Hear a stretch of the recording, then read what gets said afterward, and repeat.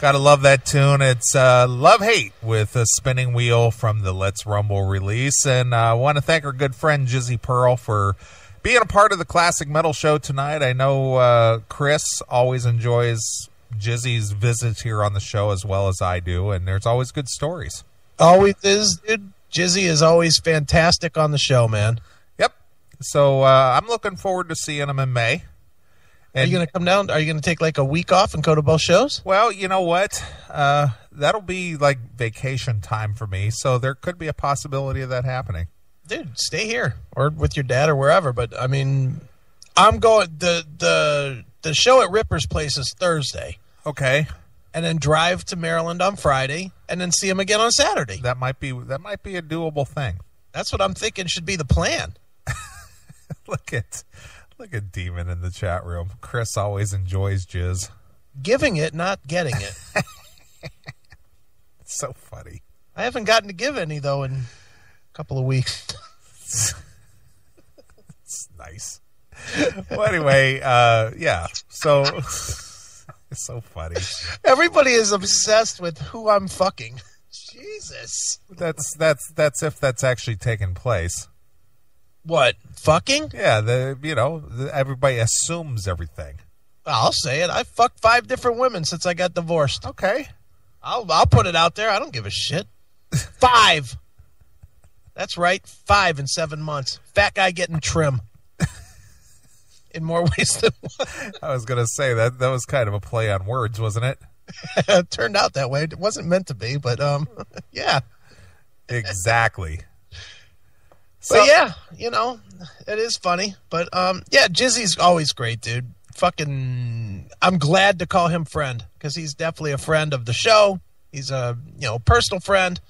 I wish I would have booked the show, to be honest, because then I would. Although, like I said to him, I guess in a way I'm not, because now I'm not on the hook for several $1,000s. Yeah, so, I like jizz. Thank you. Thank you, Chris. And, of course, thank you for keeping that one, dude. I appreciate that. Yeah, I like jizz. Everything I've ever said that's fucking horrible, you have. Sure. Absolutely. It's all good. Right. All right. Well, got to answer some questions in the chat room. Okay. Go ahead. We mentioned at the beginning of the show that we're running Red and Jerry on the CMS Radio Network. Yes. Mm-hmm. Kara in the chat room says, Neely, can you please tell me what days and times Rock and Metal Revival is on, and when can I hear them on the CMS? I will answer that unless you would like to. I don't know the answer. That's why I'm asking you. All right. That would be Saturdays from 7 o'clock until the beginning of the CMS. So from 7 to 9. That's Eastern time. That's Eastern time. All my times are Eastern because I'm on the East Coast. And then on Wednesdays from 1 to 3 Eastern. That is when the Rock and Metal Revival will be on. That's PM, right? Yeah, the afternoon, like lunchtime. Okay, well, you just said 1 to 3. Yeah, 1 to 3. That happens twice a day. Not in my world. I'm asleep during the other times. Sadly, I'm not. That's not true. I was going to say, most of the time I still am up at 1 in the morning till 3 in the morning. Right, right. So 1 to 3 p.m. Eastern time, Wednesday afternoons, and 7 p.m. till 9 p.m. Eastern time, Saturday evenings. Correct. Okay. So there you are. If you want to listen to the Rock and Metal Revival, that's when you can hear them. Or just download it. That's true, too. From their Spreaker, because guess what they're on? Imagine that. Spreaker. I wonder how that happened. Spreaker rules. Spreaker does rule, dude. I love it. Dude, I listened to Spreaker at least a half a dozen times this week. I love it. I dude, and you were telling, maybe you could tell the story if you want to without, names or whatever, but you were telling me stories about your people at work are now quoting. Yeah, well, I usually, you know me, you've known me long enough that I don't normally mix my business life with the classic metal show. I don't really talk about it with colleagues or people that I work with, only because of the content of the show, because you never know who's going to be uptight and who's going to get it. Right, sure. So rather than cause any kind of a problem in my work environment, I don't usually talk about the CMS. Right. Mm-hmm. Because oftentimes, because of what we do and what we say, not that I'm ashamed of it, it's just I know how human nature is, and I don't need people to frown upon me. Right. Well, and you don't need the hassle at a job. Right. No, I mean, and let's face it, most of the time it's not you, but even if it's me going all crazy talking about pussy or whatever, it could affect your job. Yeah, yes and no. I would agree with that. That yes, for all intents and purposes, it could affect the job in one way or the other. Yeah, it's not like you're, sweeping a room or anything. You've got like a corporate job. Sure. Well, anyway, one guy that works with me, he's not a co-worker. He basically works in the same business, I guess, for lack of a better description. But anyway, I turned him on to the CMS Spreaker because, after getting to know him over a 9-month period, it's very clear to me that he gets it. Right. He's one of us, not one of them. So I said, okay, here's something, you probably don't know about me, but I'm going to share this with you, and here's a link. So I said, you could go ahead and listen to this and tell me what you think. Right. This guy comes into my office, and as he passes by where I sit, he's like always quoting a line from something that was said on a previous show. Okay. And he just laughs and laughs. He said, dude, one of the ones that he listened to the first time was the Steffi Steph. Oh, the nigralization of America. And he just laughed and laughed about it. Is she calling from the spaceship? Has she got her head in a toilet bowl? Is she broadcasting from the SS Negro? The SS Negro. The SS Negro. So, he's been going, and there's so many episodes on there that he's probably gotten through maybe 24 at the most. Okay. So far. And he just walks by and quotes lines. But realistically, that's like 12 hours of listening. Yeah, it's a lot of listening. That is. So when he's at his desk, when he can sit and listen, he's got the Spreaker on and got the earbuds in, and he's listening to the Spreaker while he's doing his job. Love it. And every now and again, I hear like an outburst of laughter. Dude, that's so fun. So let me ask this, and you may know and you may not know, and you may not want to sell him out if you do know. Are there times that his phone just rings and rings because he doesn't answer because he's listening to the show? No, that I don't hear that happening, but he did comment to me that he goes, this is so addictive, and he goes, the reason it's so addictive to me is because you guys are so real. He says it's obviously not made up, it's not contrived, it's not something that you're just saying just to try to make something up. He said, you can't make that up. You guys can't make that up. Yeah. He said, it's funny, dude, because I equate a lot of people ask me that question. I'm sure they ask you too. If we make shit up, if we plan, we get asked those questions a lot. And, I always tell people, if we planned it, you'd know. Everybody's heard fucking Bob and Tom or, Howard or whatever in the past. And, you always know, like Stern is a great example because everybody's listened to Stern. I mean, you listened to Stern back in the day, right? Sure. Absolutely. Every day, every morning. And you always knew when he was doing a bit versus when he was just being real. Sure. Always knew. And it was never as good when he was doing a bit. Well, you know who, and this is going to be localized, so probably a good portion of the people in the chat room won't relate to this, but you know who had the worst made-up bits that I just totally sucked? I'm sure I do, but I'll let you say it instead of me. Lanigan in the Morning. Oh, different one than I was going to say. Horrible. I was going to say Rover. Well, I only listened to maybe 4 episodes of Rover, and I just couldn't take it anymore. Yeah, Rover's horrendous. But that Lanigan in the Morning, my former girlfriend listened to that, and she just laughed and laughed and laughed, and I was just like, what are you laughing at? This is just horrible. laughed at Lanigan? Yes. For what? Whatever it was, Nerds in the News or whatever? Whatever bit they were doing. But it was very clear that what they did was very contrived. It's just like, well, I'm going to say this, and then you need to respond with this, and then I'm going to come in with the zinger by saying this, and it was very clear that it was very scripted. Yeah, that's the one thing you and we've talked about it numerous times, that we just won't do that. We don't want to do it. We never, hell, I didn't even give you a list of what we're going to talk about tonight. That's because we just got too much going on. We just got a lot of shit going. But even so, I mean, inside look at the show, I never share what we're going to do. I mean, basically, I come up with the list, and you have your stuff that you want to do too, but we don't share that shit, ever. We don't ever give each other a chance to know what's coming. Right. Usually I send you the list, 5 minutes before the show? Sure.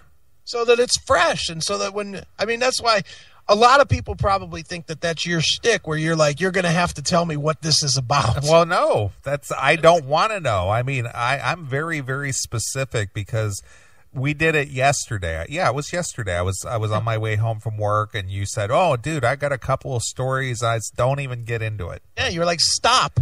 Don't even tell me. Don't tell me. I don't want to know, because I want my reaction to be real. Exactly. I don't even want to know what you're going to talk about. Yeah, because it just works better when we just kind of riff. Sure. So yeah, but yeah. No, when it's real, it's good. When it's fake, it's not. And it's cool that your guy picked up on that. Yep. He was just like, I relate to what you're saying, and I get it, and you just can't make it up. Chris is as fresh as a summer's eve. Thanks, Demon, I think. So is she calling you a douche?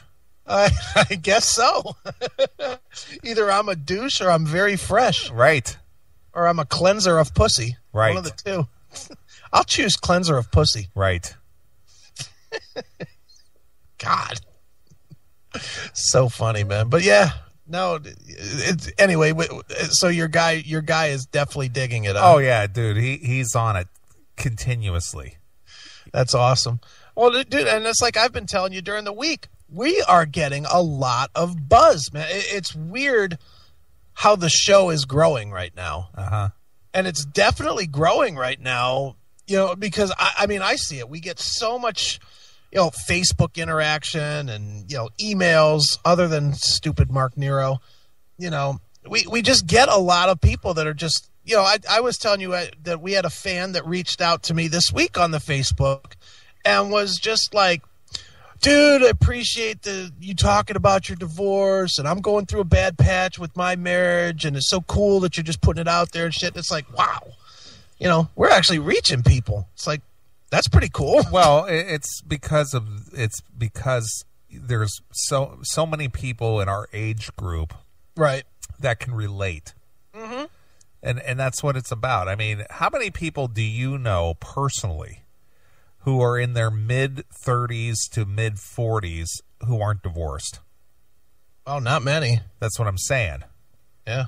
So people relate. I mean, when I got divorced when I was in my early 20s, when I was 23, and, right, and never went down that road again. But, I've shared a couple of stories here on the CMS. So relationship stuff, everybody can relate to that. Yeah, and I think the difference of what we're doing is we're not, and I guess it's probably more me because I'm the one going through it, but, I'm not trying to dress it up the way everybody else does with she was a fucking bitch, and I didn't need that fucking bitch, so I threw her to the side. That shit is so fucking bullshit. It's just not how it works. It's called posturing, dude. Yeah, posturing. You know what? I don't need to beat my chest. You know what? I'm confident enough in myself that I don't fucking have to be like, I'm so fucking badass that bitch didn't hurt me a bit. Yeah, I threw her away like a parking ticket. That's right. Fucking threw her away like a dirty rag. Got just lines of bitches looking to suck my dick 3 at a time. Get out of here with that nonsense, dude. It's fucking not reality. Well, you know what I've always got, and I've gotten this from, numerous females over the years. Yeah. And I never get where this is coming from, and I'm not blowing my own horn when I say this either. Yeah. But the girls that I have met and maybe dated over the years, before they got to know me, actually know me. Yeah. They always come up with this idea that I have chicks lined up around the sidewalk, waiting to get in the front door. Right. And that is so far from the truth. It always has been. It's just like I thought, I was under the impression that you just banged every chick that came along. I said, yeah, because it's just so easy. Yeah, it's just simple. It's just so easy. Sure is. So I never understood that. I always thought that you had, like, your front door was a revolving door. Yeah. It's like, when did that ever happen? Yeah, well, and maybe I'm stupid, and maybe it's just that I'm, still fresh out of the marriage or whatever, but who the fuck wants that? Maybe I'm stupid, but you know what? I'm just not looking just to get stray ass. Right. Just not, dude. It just doesn't... is it fun sometimes? Yeah. If you mix in alcohol, certainly it's fun at the end of a night to bang a chick when you're just fucking around and, having some fun. But ultimately, dude, I'm not looking to go out and, just buy pussy, which is really what you're doing with all these dates and fucking food and, so many... All right, here we go into fucking relationship 101 again. Look at Claypool. Look at Claypool. Passion, sincerity, and professionalism equals a show that people flock to. Yeah, I guess. Well, I don't know where the professionalism is, but no, I've probably been out with, realistically, in the last 4 months, almost a girl a week. Different girl every week. Wow, look at you. But I'm a bold, stupid douche. I am. I'll give you an example. This is one I didn't tell you the story of this week, but this is this is totally me, and this is one I know you cannot for the life of you relate to. But we'll go with it anyway. Okay. I was on Facebook this week, and there's this girl named Barb who's a friend of mine on Facebook. And now that I said that, I'm sure all these fucking douches will fucking go look her up, but whatever. Okay, wait a minute. When you say she's a friend of mine, all right. A Facebook friend. Okay, but when you refer, so let's get the terminology down here. When you call friend, yeah. Are you just using that in a general sense because she's on your list now?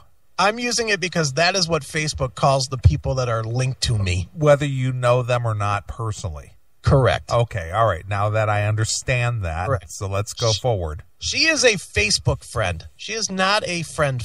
Okay. I have no idea how she got on my list. She's on your list. Yeah, and I have no idea. I'm sure I looked and we have mutual friends, and I'm pretty sure that through mutual friends, she probably saw something that I posted and friended me, and I accepted because I don't really turn anything down. Okay. So, this girl Barb posted some innocuous comment out online on like Tuesday, I think it was. Okay. Just some comment, and I read it, and I was like, yeah, I kind of feel like that. Without a thought, with this girl that I've never, ever spoken to in my life, I reached out to her and asked her out. Really? Yes. Okay. And she said, yeah. Wow. And there you have it. Now, what are the chances that she just happened to be local? Well, I looked to see if she was local. No, well, I understand that, but the people who are quote unquote friends on your Facebook, regardless if you know them or not, how many of them are local? A lot? Less than half. Less than half. Okay, so 40, 45%. Yeah, I would say, I think I have, I don't even know, I can look real quick, but I have like, 700 X number of friends. Really? Wow. Let me look. I'll tell you exactly. Look at you. I have 787 friends at this point. Holy shit. Now, let's face it, I do not know 787 people. Obviously you don't. I know maybe 50 people. Okay, and that's reasonable. That's very reasonable. I know about 50. I have 700, and a lot of it is show stuff and stuff. And I know that, dude. I mean, I certainly post on the Facebook. They see me post as myself. People friend me. Sure. They friend request me, and everybody hears me tell all my stories. They feel like I'm their friend anyway. So. Yeah. Well, believe me, I know how that is. Yeah. So I'm all good with that, and but with this one girl in particular, I don't know. I looked at a picture, looked okay, and was like, fuck it. Let's just roll the dice and see what happens. So I did. Okay, so you asked her out, and she said, sure, let's go. So, so we're going on Monday. Oh, so you haven't done this I have yet. not gone out with that one, no. Oh, okay. No, so have you texted with her or communicated at all since the invite or? Yeah, absolutely. Now we're in get to know each other phase. Okay, so what's her interest in you? What seems to interest her enough to accept a date from you without even seeing or knowing you? Boldness. She told me point blank that was fucking really bold. Okay. since I she doesn't know me at all. And then she, did the shit that people do. She looked at my Facebook. She read some of my shit. She fucking looked at some pictures, I guess. And, was like, all right, let's go do something. Okay. Fair enough. So we'll see. I mean, it might just turn into nothing but, $40 more wasted on a meal. I don't know, but, whatever. It doesn't matter. The thing I'm learning is confidence outweighs everything. If you're confident and you don't give a fuck about, just doing it, just going out there and seeing what's out there, and you're not, only looking for a hookup, it's fucking easy to get people to go out with you. I agree with that, and I'll relate story to you that, and this is the one that always floors me when I hear this. Mm-hmm. People tell me, you've known me for, 13, 14 years now. Right. Mm-hmm. And I don't see it when I look in the mirror, and I don't know if you even see it. But people always tell me, especially women who I get, that I meet, and then somewhere down the road we become acquaintances or friends or whatever. Right. And they say, when I first met you, you scared the shit out of me. Really? That's the one I get all the time. You scared me. Why? That's the question I'm asking. Do they give an answer? It's just that you're so intimidating. Your presence is so, you carry yourself in such a way that you're just very intimidating. I don't see that at all. That's my point. That's what I'm saying. You know me and I know me, but you never know how other people view you. But that's the one. It's just like, you intimidate me or you scare me. Yeah. I mean, I've heard that about me as well. Mostly from people that have heard the show. But then after they get to know me, it gets back to the whole, you're not what I thought you were like. Right. Yeah. And I get that sometimes too. And you and I talked a little bit about that this afternoon. We talked about a mutual friend of ours that I went out with. And she's a fan of the show. And literally when we went out, it really just felt like it was like, okay, funny guy, now make me laugh. Right. Dance for me, monkey. Exactly. It's really how it felt, and it just didn't work out. It didn't work well at all. And I'm not saying that it couldn't at some point, but as it stands right now, that was one of those. It was like, ooh, boy, was this a mistake? Make me laugh, funny man. And that's what it felt like. It was like, okay, we're sitting here now, and no one can be on 11 like I am when I do the show. Sure. Not in real life, not all the time. Hell, when I do it out in public, fucking you're unplugging my microphone. Yeah.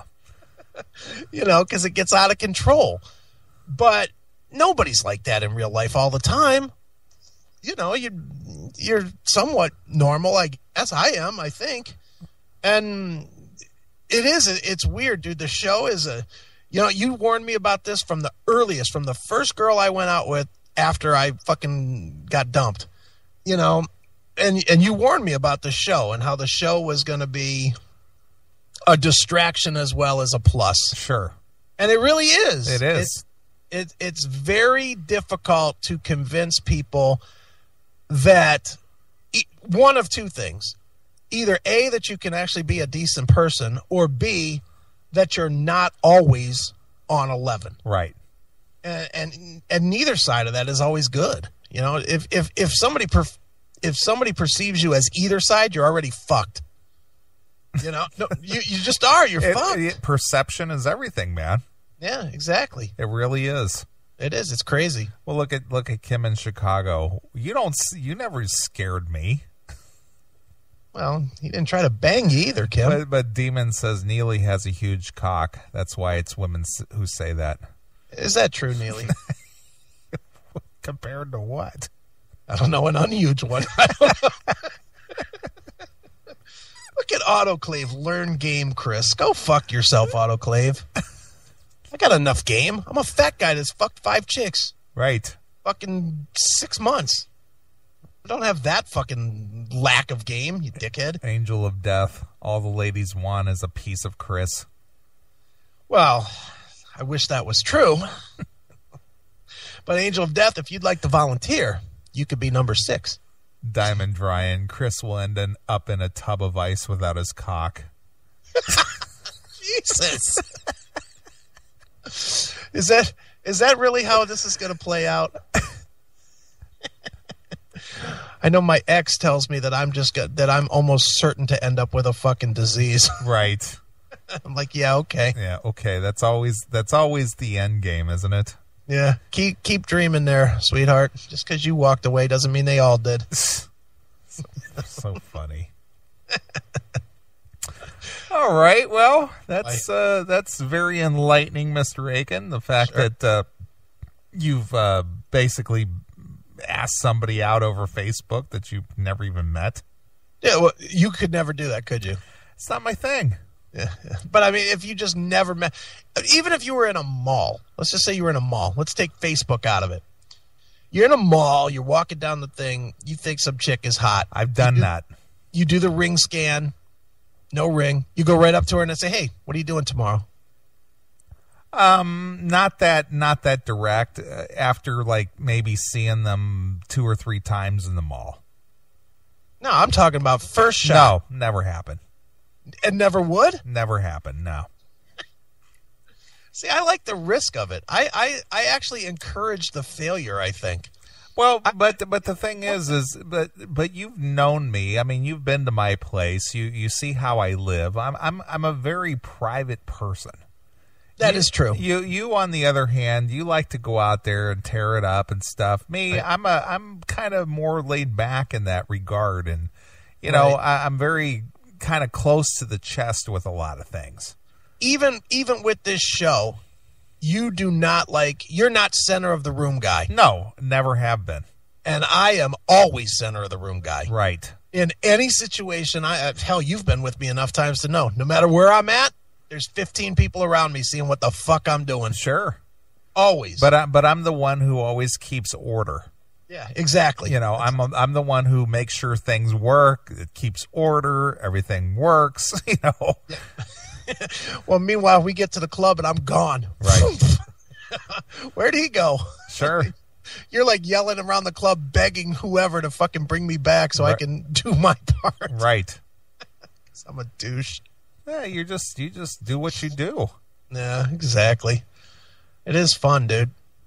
So let me ask you, this will lead into the other story too. Okay. This is my other story from the week. And I'm going to ask this with actual real questioning involved. Okay. I don't believe what I've been told. All right.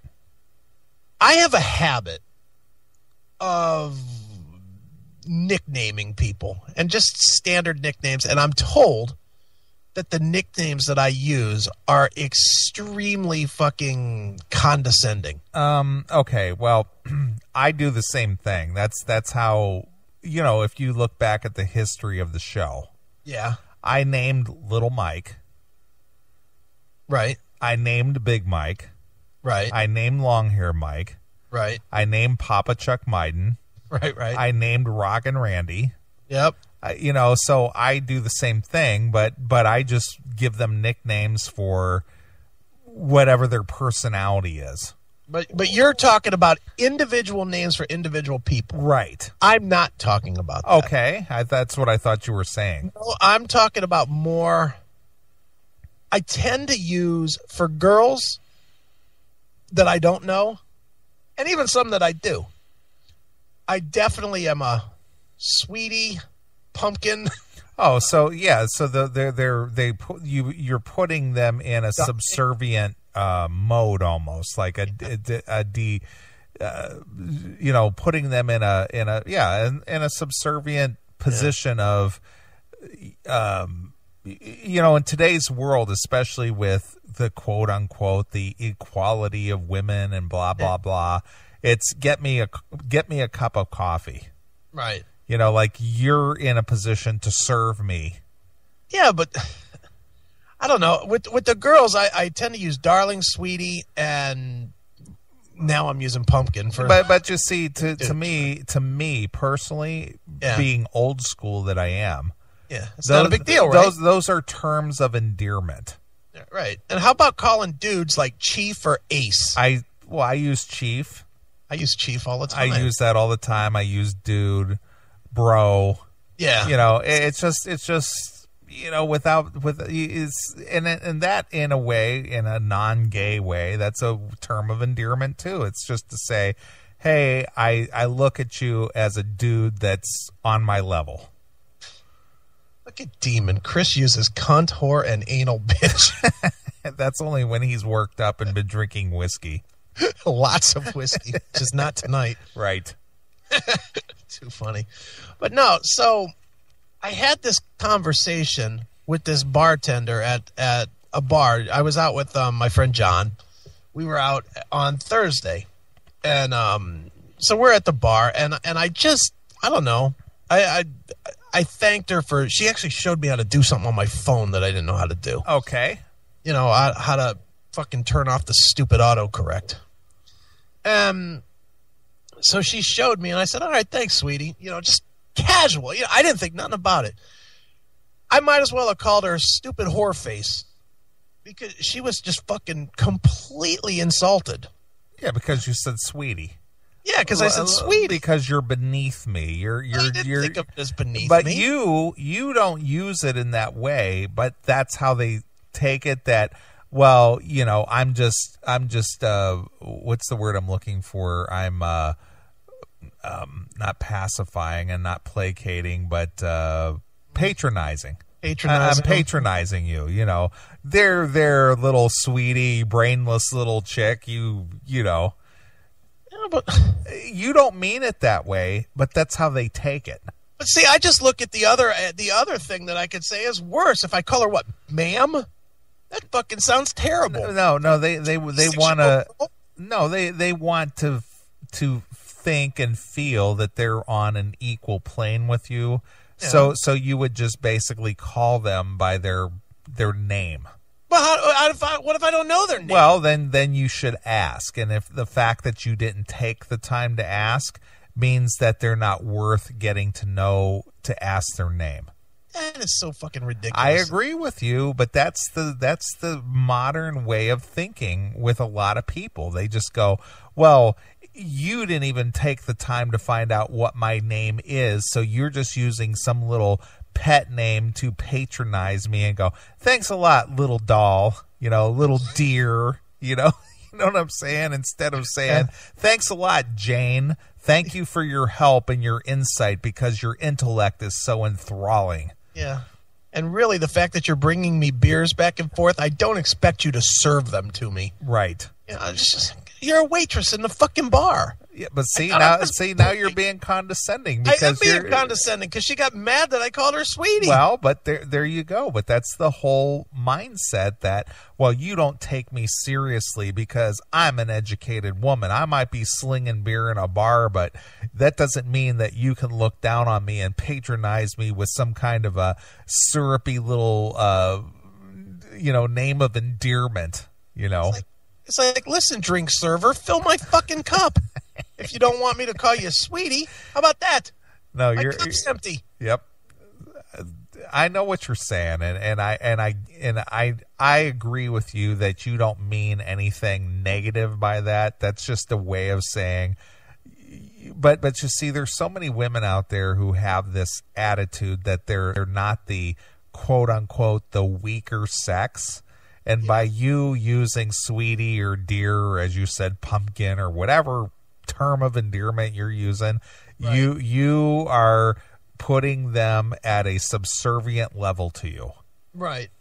But it just doesn't whatever. Look at Kim in Chicago, mead wench.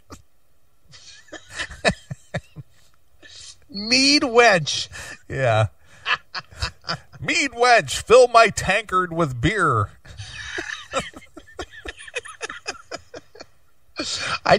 Now the one I do know is condescending is pumpkin. Pumpkin stinks. Well, regardless, it's all in the same category, though. Yeah, but I mean, I tend to use pumpkin as a really fucking shitty one. But look at new guy Mike. How many people did Chris nickname Fucky? More than one. Fill my glass, Fucky. Yeah, get me some wings, Fucky. Holy shit.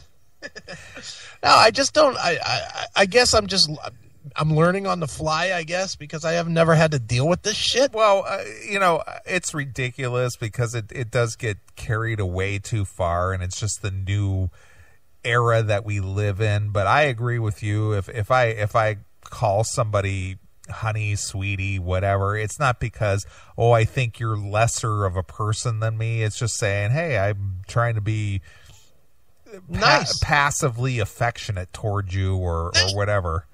And I do it all the time. It's funny because now that this was brought up to me, I'm like analyzing. I do it all the fucking time. I call Steph anytime I talk to her. It's like, "What's up, sweetie?" And that's not me trying to hit on her. It's just fucking, what I call her. It's just a term of endearment. That's all it is.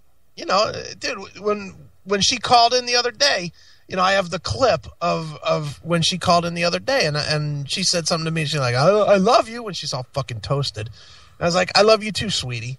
And that was on the show. Sure. Now that certainly didn't mean, now get over here and suck my dick. It just fucking was like, you're my friend. Well, I'm going to tell you that all women are not like that. It's only the ones that have that agenda to where, you men are pigs and you think you rule the world and we're just as equal and qualified and capable of you as you are, and right, you're not going to talk to me that way. It's just that whole nonsense. It's just like, I don't have time for you. Right, and that's why they all have 3 divorces and a gaping cockhole. Either that or they're munching carpet better than you. Yeah, probably true, because it does seem like the ones that have that fucking agenda do fucking like the pussy. Right. Anyway, that was my one question. I mean, I could tell stories, but we could tell stories later. Sure. We got a lot to do. We got music to play. What are we going to do? Well, I think we ought to play a couple of tunes. I'm going to have my bar wench fill my cup with some mead and some ale. There you go. You got one of them? You got one of them there? No, I don't. Sweetie, get me a beer. Yeah. Come on, pumpkin. Or as the chris-akin would say once he's had a few whiskeys, get me a fucking beer, bitch. Yeah, now, cunt. Right. That's what chris-akin would say. But today, right, we've got the nice chris-akin. Yeah, I'm a 6-pack of beer in, so I'm just mellow. All right. Well, I'm in the mood for some Maiden. All right, good. Some Maiden, and I didn't get to this last week, but maybe I did get back to it. But I was asked for some Paul Di'Anno Maiden. What about some Blaze Bayley Maiden? I don't think anybody really requests that, do they? Dude, I'd like to hear anything from the X Factor. Sure. Dude, nothing was better than Future Real. Right. Horrible. Again, what were they thinking? Yeah, no kidding. Wow. All right, well, I'm going to play some Paul Di'Anno Maiden, and thought I might pick something from from the Killers release. And Like that. Bruce Dickinson redid this one, but we'll play the original. We'll play some Wrathchild. Like that. All right, well, here's Paul Di'Anno, Iron Maiden, and it's Wrathchild exclusively here. On your classic metal show.